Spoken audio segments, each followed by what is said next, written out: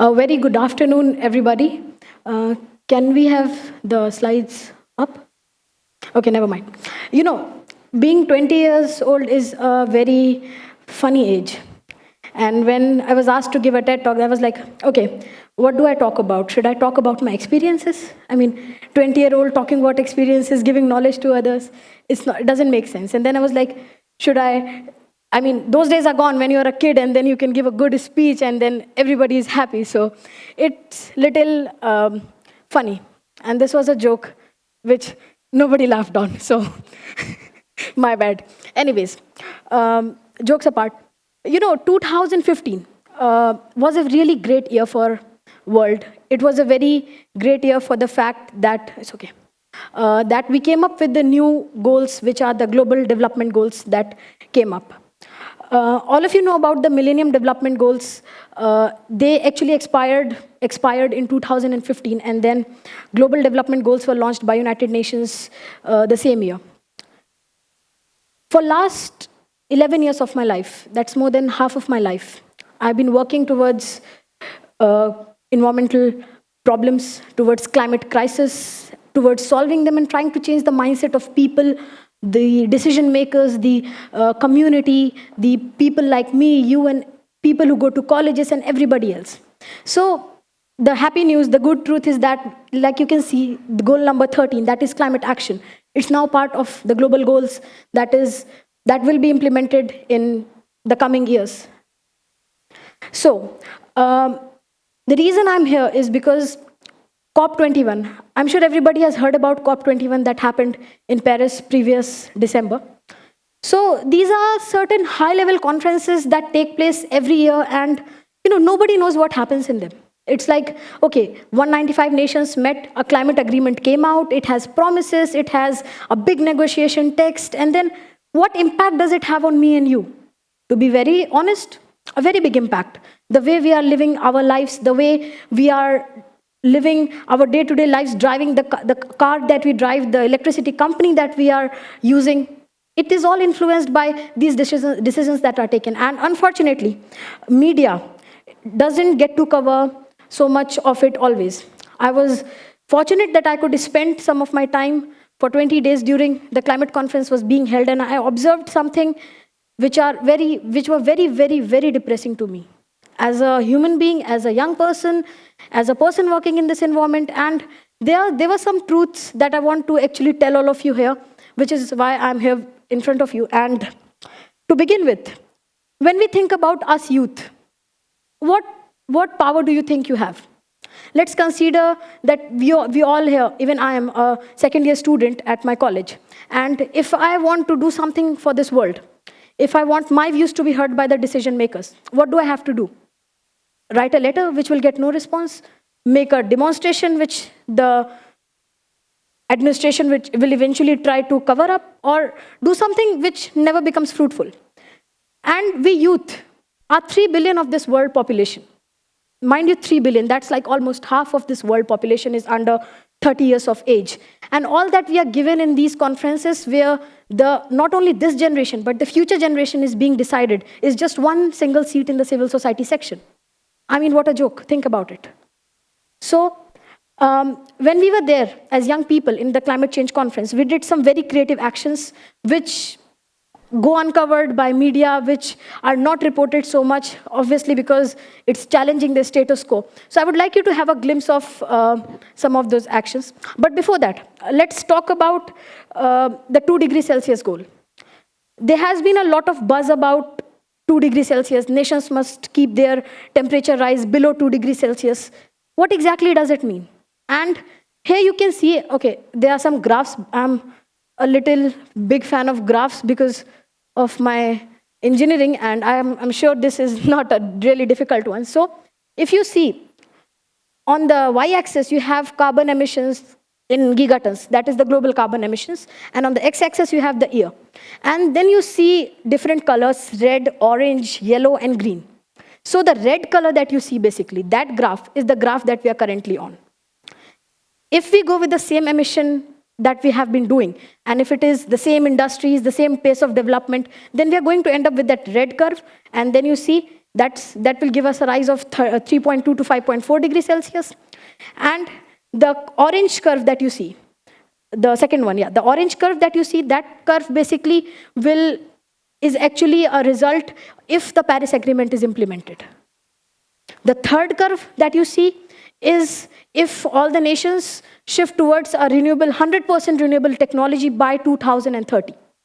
And the last curve that you see, which is green curve, almost an impossibility, to be very honest, is something if all nations could shift to renewables, totally renewable energy technologies, fossil fuel free by 2020, which is almost an impossibility. So 2020, the emissions start decreasing and stuff like that. So that 2.0 to 3.7 degrees, or orange or the yellow curve, both of them, if you see them, is the same thing. The emissions are bound to rise. After a few years only, they are going to come down. Now, this is where the problem lies. And it's very clear. I mean, it's very clear to all of us that this is a huge problem. This is what about 97% of the scientists, the scientific community, agree to it. There are 3% of vocal critics. They're always present. So, despite this being such a big problem, you will see world leaders sitting on negotiations and discussing if intergenerational equity should be a part of the text, if gender equality should be a part of the text, if health for women should be a part of your climate agreement text. It's funny, right? If you were there at that place, or if we were there at that place, we might actually want to change things. And this is what actually makes things depressing. You cannot simply have a negotiator saying, no, just remove that bracket. I don't want it. It is hurting. It's hurting to sentiments of millions and billions of people across the globe, which is, of course, not made known to the public for obvious reasons. Next slide, please. So, of course, what they will never tell you. These were some creative actions that the youth did at COP21 in Paris this year. So, as you can see, this is kind of reality that they're trying to portray by the use of the art. And these actually happened right inside the venue where the conference was being held. So they are, of course, calling it a corporate seducer, and then UNFCCC as a bride. So it kind of shows the influence of the corporate section on this. And there was also an action which was done by the youth that they actually held a swimming competition on the ground. It was just to show the negotiators that what exactly the truth, the danger that we are already in. This was another action done by my Brazilian friends. So this talks about how low can you go, that is the 2 degrees Celsius limit. And it was like you have to bend down and cross that rope. So you can see 1.5 degrees Celsius, that's the optimum goal that should be ideally reached in that case. And it was also, like you can see the first picture over there, it talks about 100% clean energy. And you have young people dressed up as old, like the young babies, and they're like, where are the adults? Where are the adults? What are they doing? So these were some creative actions that we were able to pull off. Now let me tell you a small incident that happened during the negotiations. Okay, so we have this framework called as ADP.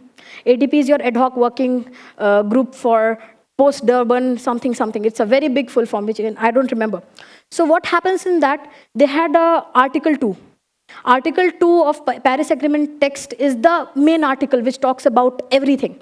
Like it's the chunk of the entire agreement. And it talks about the exact degrees have to be decided.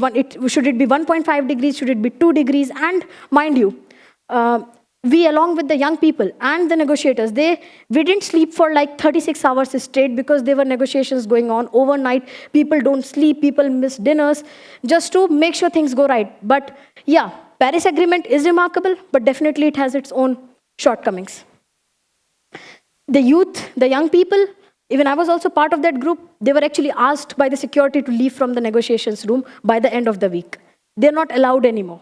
You're not allowed to see what's actually going on because that would be, the live reporting. That would create sentiments in people and different reasons.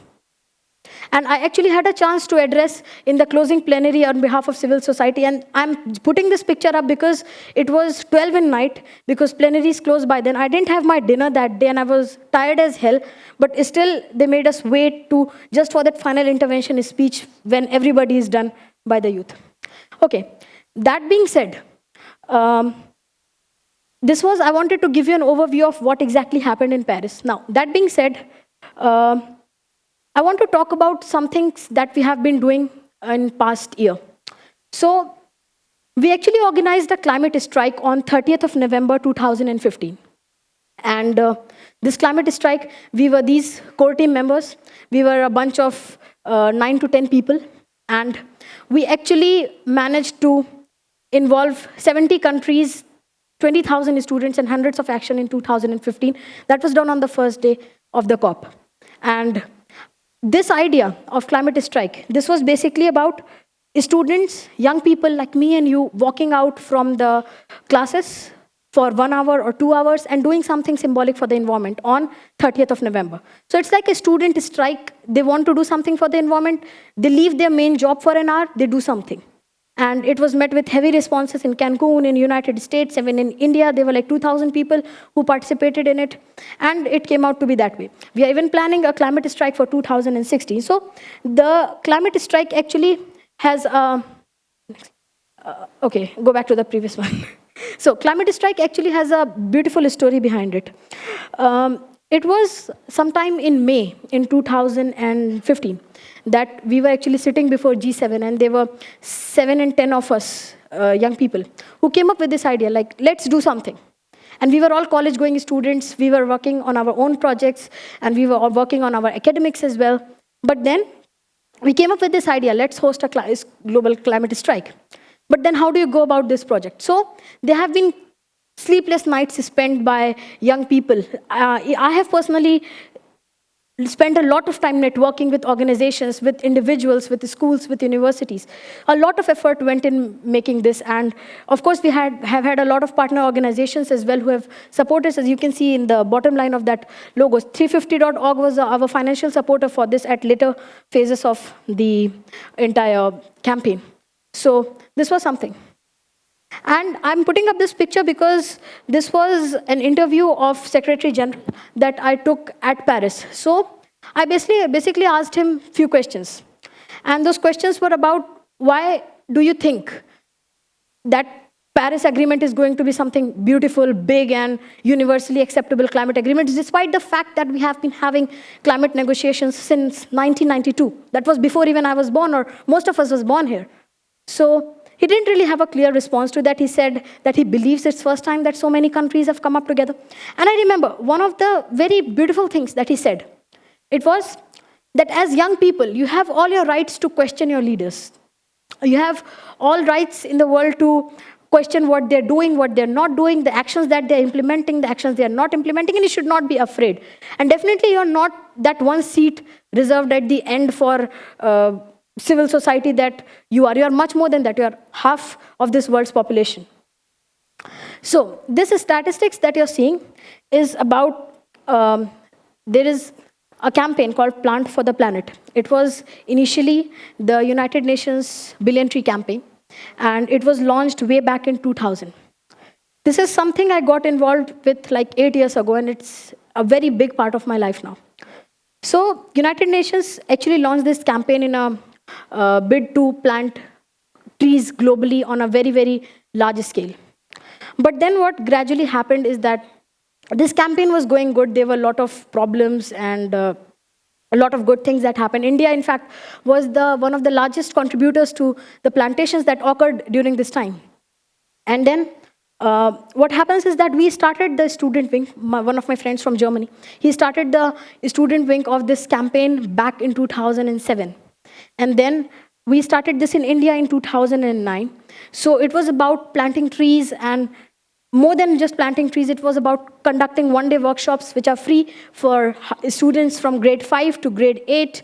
And it was about empowering them. It was about changing the behavioral pattern of the young people and the students, basically. So UNEP, United Nations Environment Program, they handed over this entire campaign to us student branch in 2011. And since then, we have been operating this independently with the help of children, youth from different countries and from different people.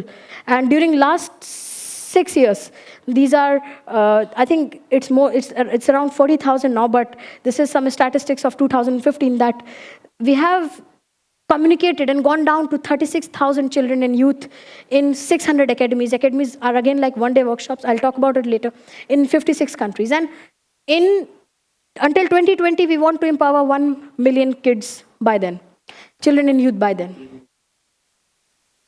Okay, so when we talk about this, what exactly do we mean by empowerment? In academies, what we do is we try to interact with the children.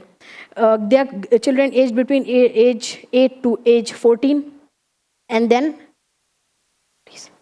we actually interact with them through various world games. World games is like you have a big sheet of world map, then you give them die, which are in shape of people, you give them toffees, which represent wealth, and you give them balloons, which represent carbon emissions. So they have to arrange it as per their knowledge of various continents. And then they see the climate injustice that is happening all across the world. And not just this, we also give them presentations, and then we ask them to present something that is on their own.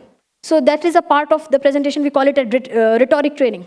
And after that, we always end up with a tree planting party, and then they make tree planting party is something like, we call it a party because it sounds, of course, cool for kids, but they actually plant trees. They go out on the roads or in the public areas. And in India, I have personally done like more than 15 to 20 academies since last 2-3 years. And even I came down to Bangalore last year, sometime in September, and we had academies done in Anantapur and Kerala as well. So, and it's all for free for students, and like nobody profits anything from that. It's a zero profit, zero loss stuff. And definitely, one of the major things that I personally feel is that the responses that come out from the students after they learn about these things, they're like, yes, we need to do something about it. Even if somebody comes with a zero knowledge, they get to know much, much more about it. So this is a distribution of where we have been spread across the world till now. And these are some of the activists and people who have been working with us. And okay, this is something I wanted to talk about. I'm not sure if I have much time, but it was like, I always stress on this thing. Just go to your homes and Google the richest companies in the world. The top 10 companies that will show up are basically your industries of oil and natural gas. The fossil fuel industries. About 6 of those 10 top earning companies are oil and natural gas industries. So how do we challenge them? Do you think we can actually set up a parallel renewable energy and like, yeah, I'm going to sell solar panels? Not going to happen. Because those people are really rich. They are also one of those people who fund your climate change conferences, who fund your major groups, not exactly fund, I'm using the wrong term, but who actually have those organizations accredited to which the people writing the climate text belong to. Hence, it's a very, very complicated process. We all have to come together and try to understand this. As years progress, more and more people will understand the seriousness of these challenges. And we will either have collaboration or intergenerational conflict again and again. And this is why we all need to act. For me, climate change is something that I have been reading for more than half of my life. And it's really very attached to me as a person. So when you go out of this talk, I don't want you to, give any protest or do anything, but just have this subtle thought in your mind that every time even you choose to drive a car, eventually the sea levels in Bangladesh are going to rise at a point of time. It's all interconnected. It's all our priority. And we forget that. Wangari Maathai, she's one of my biggest motivation. She's a lady who died during the process, fighting against climate crisis and doing all this. And the change has to emerge from us. And I'm not so experienced that I can give advices on how to go about it, but definitely we all are young people and we have endless possibilities, endless prisms of possibilities lying ahead of us, and to make a difference, to actually create a difference. And how do we go about it is the most important thing. So, like this poster says, it's not just about saving the polar bears, it's about saving the human.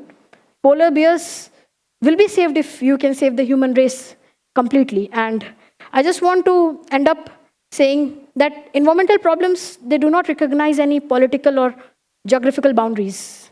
If sea level rise and if there are emissions in US, Fiji is going to drown. Indian Peninsula is going to be underwater. If not now, then eventually sometime later. So We need to act, we need to be more into the process, and especially the youth from India, from developing countries, need to be more participative in these decision-making processes and make our voices heard. And only then we can think of big change happening. Thank you.